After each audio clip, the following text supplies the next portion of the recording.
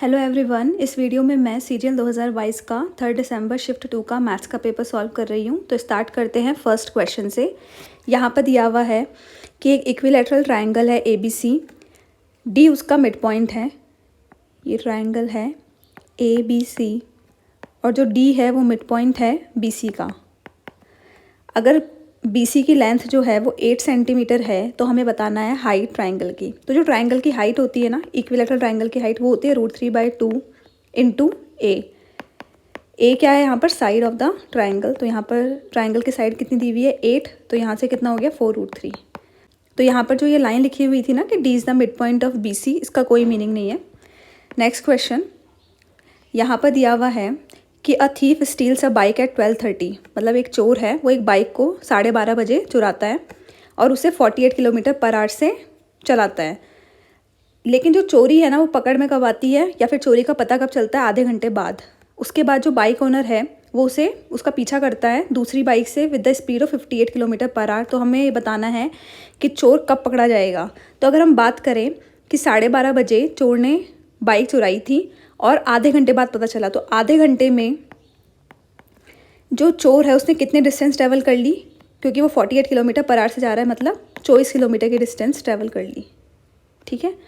अब यहाँ पर जो चोर है वो भी एक ही डायरेक्शन में जा रहा है, उसी डायरेक्शन में जो बाइक ओनर है वो भी उसी डायरेक्शन में जाएगा। ऑब्वियस सी बात है, वो उसको पकड़ने के लिए जा रहा है। तो जो चोर है वो तो 48 किलोमीटर से जा रहा है, ठीक है। और जो बाइक ओनर है वो किससे जा रहा है? 58 किलोमीटर से। तो यहाँ पे रिलेटिव स्पीड कितनी हो गई? 58 - 48 कितनी हो गई? 10 किलोमीटर पर आवर। और उसे 10 किलोमीटर पर आवर से कितनी डिस्टेंस ट्रैवल करनी है? 24 किलोमीटर की। इसका मतलब 24/10 उसको हो गया 2.4 आवर्स। ठीक है। तो अब ये तो हो गया 2.4 आवर्स, ठीक है। लेकिन 12:30 से हम 12:30 में ये ऐड नहीं करेंगे, हम 1 बजे में ऐड करेंगे, क्योंकि 1 बजे के बाद बाइक ओनर स्टार्ट हुआ ना उसको चेस करना। तो 1 PM में हम क्या ऐड कर देंगे? 2.4 आवर। तो ये कितना हो जाएगा? 0.4 मतलब 24 मिनट्स। तो ये कितना हो जाएगा? 3 hours 24 minutes। मतलब 3:24 पर वो जो बाइक ओनर है वो चोर को पकड़ लेगा।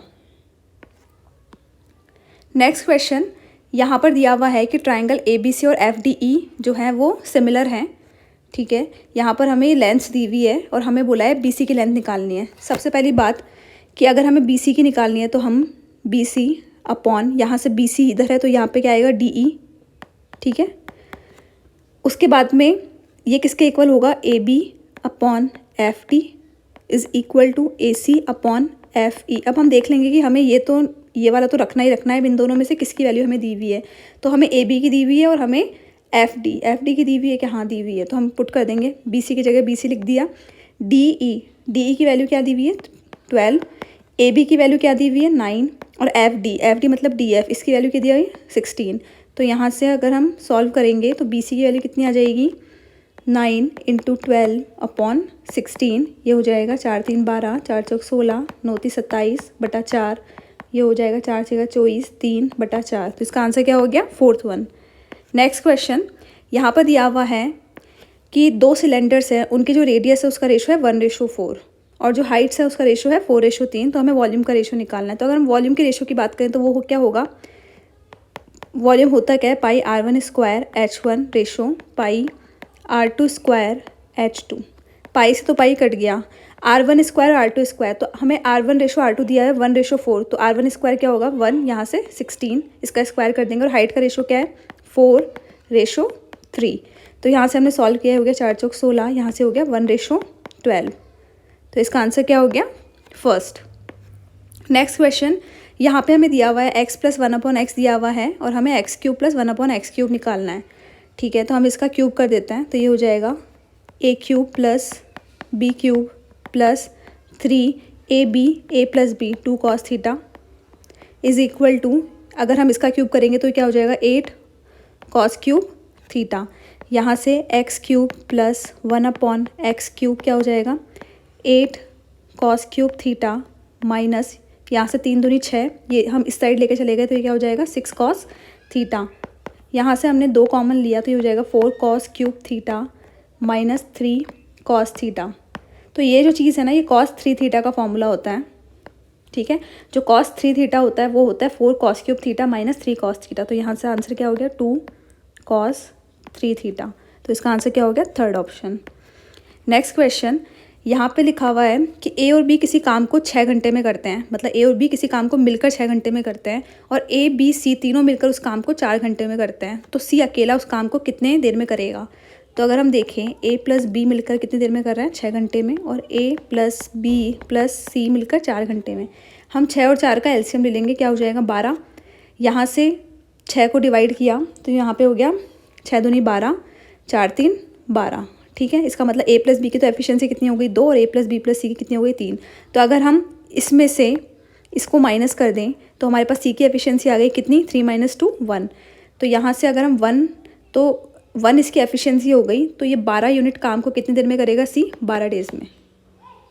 तो इसका आंसर क्या हो गया, तो जो 12 यूनिट काम है उसको सी कितनी देर में करेगा, 12। तो जो 12 यूनिट काम है उसको सी कितनी देर में करेगा, 12 आवर्स में। तो इसका आंसर क्या हो गया, फर्स्ट। नेक्स्ट क्वेश्चन, यहाँ पर एक पाई चार्ट दिया हुआ है और हमें बोला है average expenditure incurred on the article P and Q. तो अगर हम पी की बात करें तो वो कितना है 70 डिग्री, और जो क्यू है वो कितना है 120 डिग्री। तो ये कितना हो गया 190 डिग्री। यहाँ पे हमें 3600 दिया हुआ है टोटल। तो अगर 360 डिग्री होगा तो कितना होगा 3600 जो टोटल एक्सपेंडिचर होगा।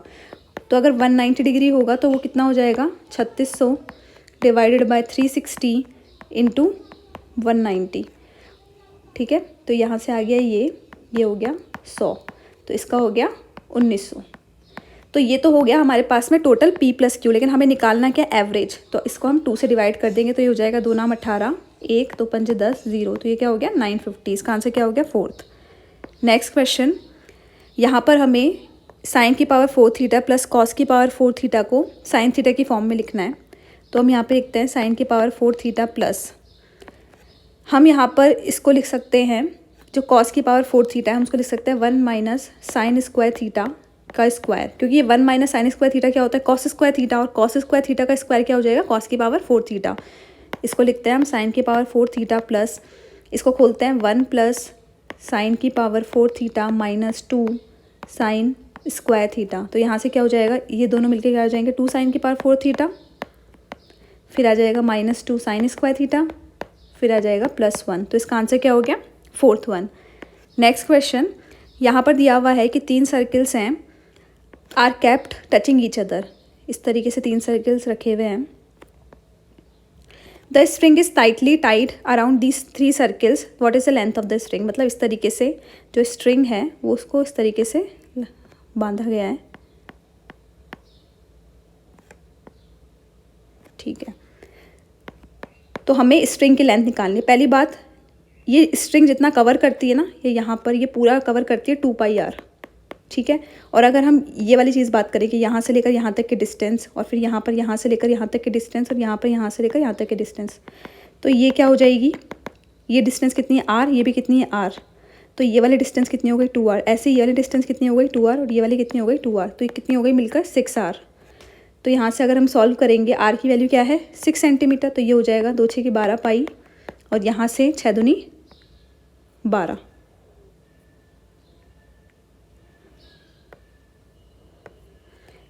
और यहाँ पे हो जाएगा 6 6 36। तो ये हो गया 12 पाई प्लस 36। इसका आंसर हो गया फर्स्ट। नेक्स्ट क्वेश्चन, यहाँ पे दिया हुआ है x जो है वो ये है, और हमें √x माइनस 1/√x निकालना है। तो x की वैल्यू हो गई हमारे पास में 3 + 2√2। तो हम यहाँ से हमें √x निकालना है। तो अगर हम ये देखें कि ये जो चीज़ है यहाँ पर, ये √x का स्क्वायर है। तो अगर हम इसको खोलना चाहें तो किसी भी चीज़ का स्क्वायर क्या होता है, a² + b² + 2ab। अब हम इस चीज़ को ऑब्जर्व करते हैं, 3 + 2√2 लिखा हुआ है हमारे पास में। तो ये 2 तो ये वाला 2 हो गया। हमने माना a जो है वो 1 है, और b को क्या मान लिया √2। तो अगर हम 1 + √2 इसका स्क्वायर करेंगे तो ये क्या हो जाएगा 1 + 2 + 2√2। इसका मतलब ये हमारा सही हो रहा है। तो यहाँ पर हम क्या लिख सकते हैं √2 + 1। अब यहाँ पर √x ये है तो 1/√x क्या होगा, तो जब भी हम इसका स्क्वायर और इसका स्क्वायर माइनस करते हैं और इसका आंसर 1 हो तो हम 1/√x लिख सकते हैं √2 - 1। हम साइन चेंज कर देंगे, यहाँ पे जैसे प्लस है ना, तो जो 1/√x होगा वो क्या होगा, √2 - 1। तो अगर यहाँ से √x - 1/√x की वैल्यू निकालनी है तो वो हो जाएगा √2 + 1 - √2 + 1। तो यहाँ से ये गया, इसका आंसर हो गया 2, थर्ड ऑप्शन। जैसे अगर आपको ये निकालना है कि 1/√x निकालना है तो इसको इस तरीके से भी कर सकते हो। अगर आपको नहीं समझ में आ रहा तो हम लिखेंगे 1/√x क्या हो गया, 1/√2 + 1। अब हम इसको मल्टीप्लाई कर देंगे √2 - 1 और √2 - 1 से, तो ऊपर आ गया √2 - 1। और अगर a + b और a - b का फॉर्मूला क्या होता है, a² - b², तो ये क्या हो जाएगा 2 - 1। तो यहाँ से क्या आ गया हमारे पास में 1/√x क्या आ गया, √2 - 1। नेक्स्ट क्वेश्चन, यहाँ पर ये पाई चार्ट दिया हुआ है हमें और हमें बोला है if in the year 1998 there was an increase of 20% in the population of Goa and 10% in the population of Arunachal Pradesh compared to the previous year, then what was the ratio of population of Goa and Arunachal Pradesh in 1997? ये हमें percentage दी हुई है 1998 में। तो अगर हम गोवा की बात करें तो गोवा का भी परसेंटेज कितना है हमारे पास में, गोवा कहाँ पर है हमारे पास में, ये रहा 12% है। ठीक है, गोवा का जो हमारे पास है वो 12% है। तो ये जो 12 है ना, क्योंकि रेशो निकालना है तो हमें इस चीज़ को यूज़ करने की ज़रूरत नहीं है, हम इसको 12 मान के कर रहे हैं। ठीक है, तो in the year 1998 there was an increase of 20% in the population of Goa from 1997। तो हमने माना कि 1997 में सपोज़ करो गोवा की पॉपुलेशन 100 थी, तो अब 1998 में कितनी हो गई, 120। और हमें 120 की वैल्यू कितनी दी हुई है, 12। हमें 120 की वैल्यू दी हुई है 12, तो हमारे लिए 100 की वैल्यू कितनी हो जाएगी, 12/120 × 100। ये हो गया गोवा का 1997 के लिए। सेम चीज़ हमें दिया हुआ है, हमने माना कि जो अरुणाचल प्रदेश है उसमें 1997 में कितनी थी, 100, और जो 1998 है उसमें कितनी हो गई, 10% इंक्रीमेंट है तो 110। और हमें 110 की वैल्यू कितनी दी हुई है यहाँ पर, 25। तो हमें 110 की वैल्यू दी हुई है 25, तो 100 की कितनी हो गई, 25/110 × 100। ठीक है, तो इसका और हमें इसका रेशो निकालना है, तो हमने निकाला है इसका रेशो 12/120 × 100 रेशो 25/110 × 100। तो इससे ये गया, यहाँ से 12, 10, ये इससे ये चला गया, तो ये हो गया 11/25। तो इसका आंसर क्या हो गया, 11/25। तो यहाँ पर इसका कोई यूज़ नहीं था। नेक्स्ट क्वेश्चन, यहाँ पर दिया हुआ है कि जो सुमन है उसने 9600 रुपीज़ दिए as interest 5 years ago with the simple interest rate of 16%। मतलब उसने कोई सम लगाया था 5 साल पहले with the simple interest rate of 16%। तो हमें अमाउंट पता करना है कि उसने कितने रुपए लगाए थे उस टाइम। तो अगर हम यहाँ पर बात करें, सिंपल इंटरेस्ट है और हमें ईयर और ये दे रखा है, तो जो सिंपल इंटरेस्ट होता है ना वो 80% होता है। ठीक है, प्रिंसिपल का। तो यहाँ से अगर हम देखें RT मतलब 16 × 5, तो 80% की वैल्यू हमें कितनी दी हुई है, 9600। तो 100% की वैल्यू कितनी हो जाएगी, क्योंकि जो 100% है वही प्रिंसिपल है, तो हो जाएगा 9600/80 × 100। तो यहाँ से ये गया, ये हो जाएगा 8 × 8, 8 दूनी 16, 0, तो यहाँ से आ जाएगा 12000। तो इसका आंसर हो गया ये। मतलब ये सिंपली ऐसे भी हो जाता, ये तो जल्दी करने के लिए, क्योंकि हमें पता होना चाहिए कि हम जस्ट इसको इस तरीके से कर सकते हैं। बाकी वही है, सेम चीज़ है कि फॉर्मूला है सिंपल इंटरेस्ट का, P × R × T/100। यहाँ पे हमें SI की वैल्यू पता है कितनी है, 9600। हमें R पता है कितना है, 16। हमें T पता है कितना है, 5। तो हम P को निकाल लेंगे। नेक्स्ट क्वेश्चन, यहाँ पे हमें दिया हुआ है tan θ - 14 π। ठीक है, तो ये हो जाएगा tan θ - 14 π। सबसे पहले हम 14 π को इधर ले आते हैं, तो ये हो जाएगा -tan 14 π - θ। क्योंकि जो tan अगर हम यहाँ पे इधर लेकर आ जाएंगे, 14 π - θ लिखना चाहते हैं, तो ये माइनस बाहर आएगा, और जब माइनस बाहर आएगा वो माइनस यहाँ पर बाहर आ जाता है tan के केस में। ठीक है, अब हमें निकालना है tan 14 π - θ। तो हमें ये पता होना चाहिए, जैसे ये है तो ये 0 डिग्री हुआ हमारे पास में, π/2 ये हो जाएगा पाई। ठीक है, और ये हो जाएगा 3π/2 और ये हो जाएगा 2π। ठीक है, तो हमारे पास में ये आया। तो ये जो है इसको हम 2π की फॉर्म में लिख सकते हैं। ये हो जाएगा 2 × 7π - θ। मतलब वही कि जो 2π है वो कितनी बार आ जाएगा, 7 बार। अगर मैं इसको इस तरीके से लिखूँ 2π × 7, माइनस थीटा, तो जो 2 पाई है वो 7 बार, मतलब ये इस तरीके से ऐसे जाकर मतलब ये एक तरीके से यहीं पर ही आएगा।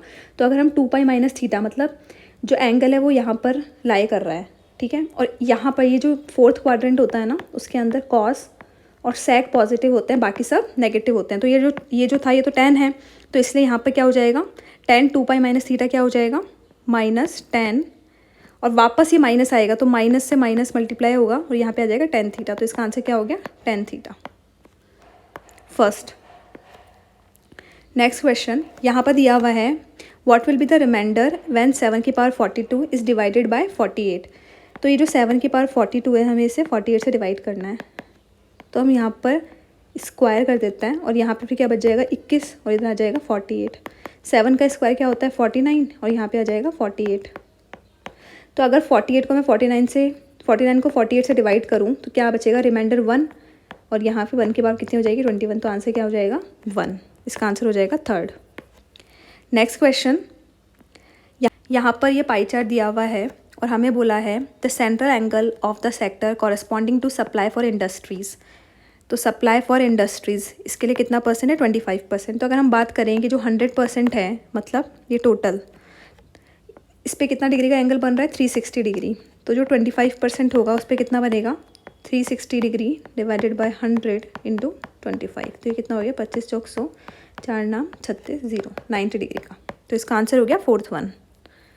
नेक्स्ट क्वेश्चन, यहाँ पर दिया हुआ है कि जो नंबर P है वो 15% मोर देन 150 है, ठीक है। तो ये 150 था, तो जो P होगा वो क्या होगा 15% मोर, मतलब 115/100 इंटू 150। और जो K है वो 15% लेस है P के, तो K की वैल्यू क्या होगी 85/100 इंटू 115/100 इंटू 150। इसको सॉल्व करते हैं, ये हो जाएगा ये।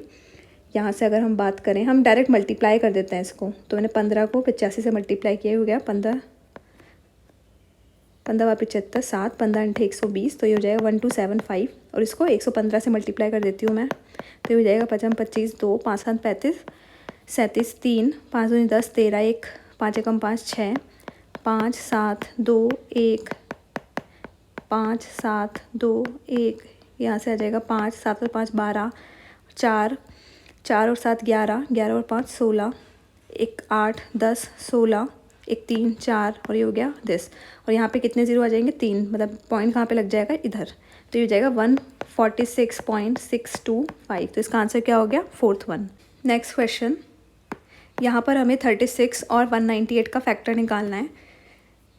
नेक्स्ट क्वेश्चन यहाँ पे हमें 36 और 198 का HCF निकालना है। तो HCF निकालने के लिए हमें फैक्टर निकालने होते हैं। तो हमने 36 का फैक्टर निकाला, तो 1 × 2 = 16, 2 नाम 18, 3 × 9, 3 एकम 3। 198 का निकाला हमने, 2 नाम 18, 1 2 नाम 18, 9 से 9 एकम 9 और 11। तो अगर हम बात करें यहाँ पर एक तो 2 कॉमन हो गया और यहाँ से 3 3 9 और यहाँ से 9, तो यहाँ इसका एलसीएम क्या हो गया 9 × 2 18। तो इसका आंसर हो गया third.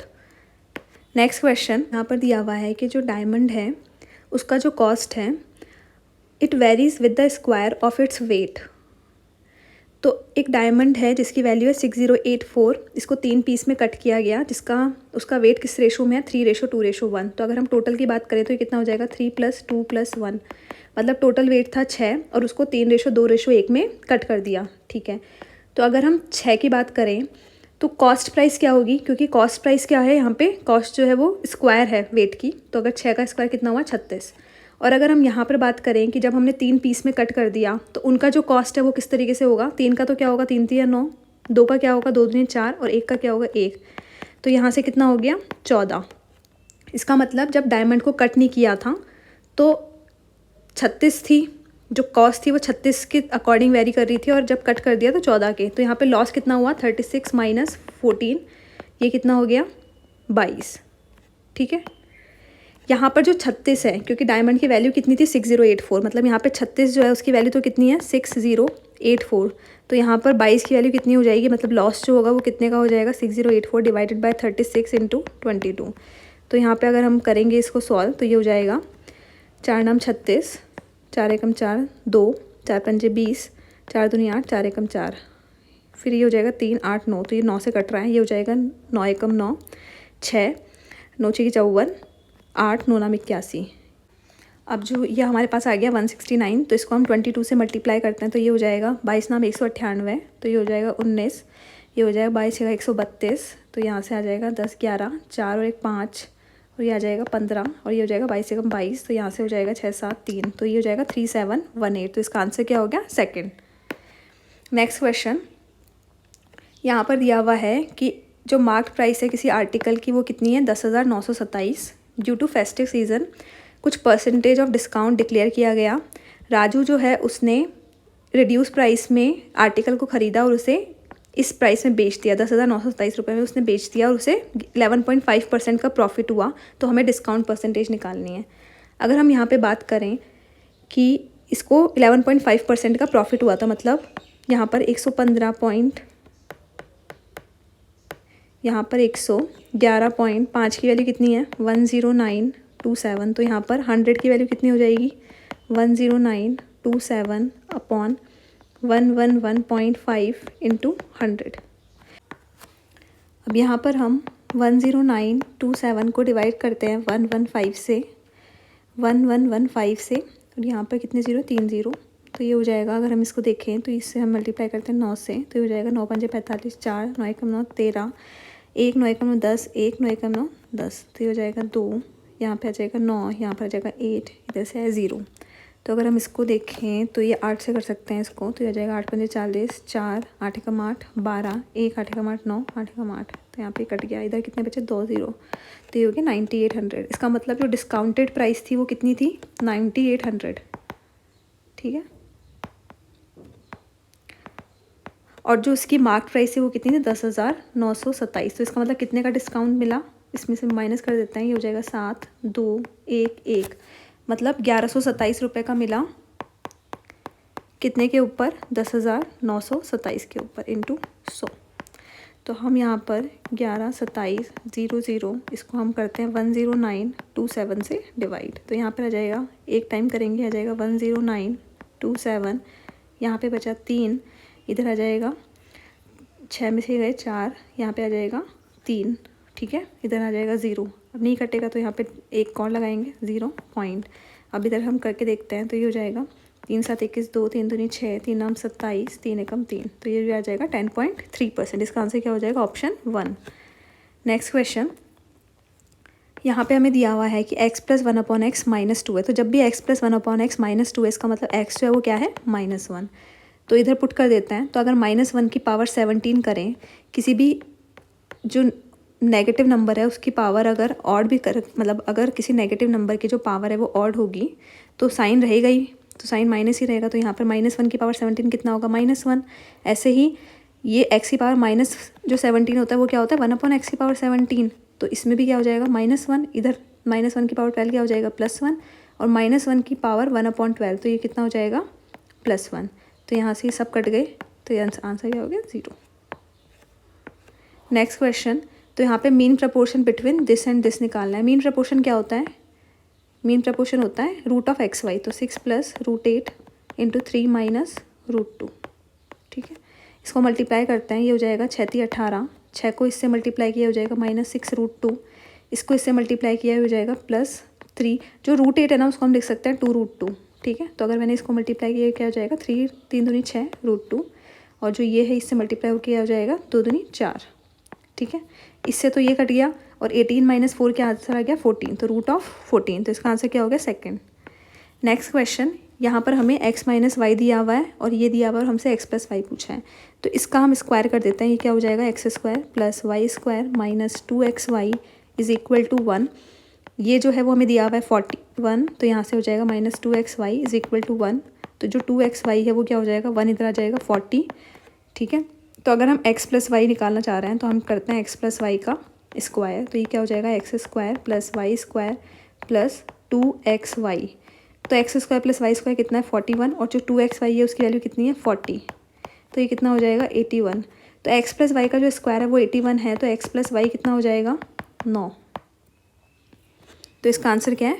First option. Next question, यहाँ पर हमें दिया हुआ है कि जो ट्रायंगल XYZ और GST है वो सिमिलर हैं, और हमें रेशो दिया हुआ है, साइड का रेशो दे रखा है हमें फिर यहाँ पर एक बार हम फिगर बना लेते हैं। ये हमें दिया हुआ है एक्स वाई जेड, तो यहाँ हमें बोला है एक्स भी जो है वो मीडियन है साइड वाई जेड की, ठीक है। और इसी तरीके से जो GST है उसके अंदर जो GD है वो मीडियन है, ठीक है। और हमें बोला है the value of YV upon ST का स्क्वायर, YV मतलब ये अपॉन ST का स्क्वायर। तो YV अपॉन ST क्या होगा, वो सेम रेशो होगा जो साइड का रेशो है। तो साइड का रेशो क्या है 2/3 और इसका स्क्वायर क्या हो जाएगा 4/9। तो इसका आंसर क्या है फर्स्ट। नेक्स्ट क्वेश्चन, यहाँ पे दे रखा है हमें कि जो विकास है उसने कुछ डिस्टेंस कवर करी बाइक से, जो 40% डिस्टेंस है उसने 40 किलोमीटर पर आवर से करी। तो हम मानते हैं कि डिस्टेंस D है, तो इसका जो 40% है, ठीक है, जो इसका 40% है वो उसने किससे करा 40 किलोमीटर पर आवर से, तो उसको टाइम कितना लगेगा इतना।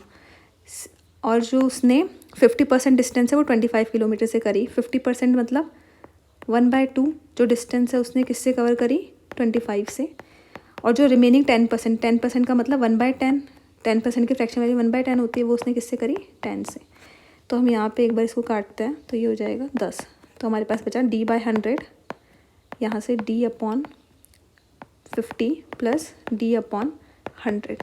तो हम यहाँ पर इस क्वेश्चन को इजी तरीके से सॉल्व करने के लिए D की ऐसी वैल्यू ले लेंगे जो इन तीनों का LCM होगा, ताकि वो इजीली कट जाए। तो इसका LCM क्या है 100, ठीक है। तो हमने D जो है वो मान लिया 100 है। अब हमें एवरेज स्पीड निकालनी है। तो एवरेज स्पीड का फॉर्मूला क्या होता है, जो एवरेज स्पीड होती है वो होती है टोटल डिस्टेंस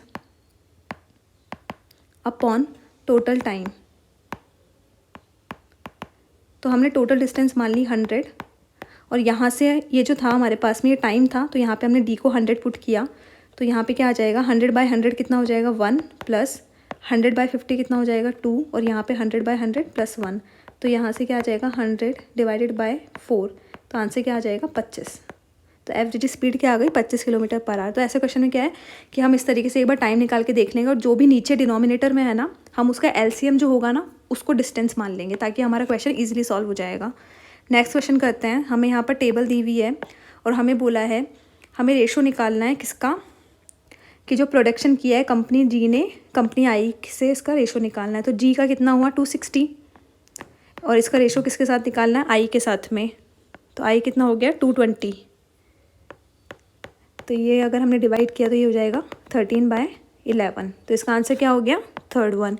तो इस तरीके से हमने सारे 25 क्वेश्चंस कंप्लीट कर लिए। Thank you so much for watching this video.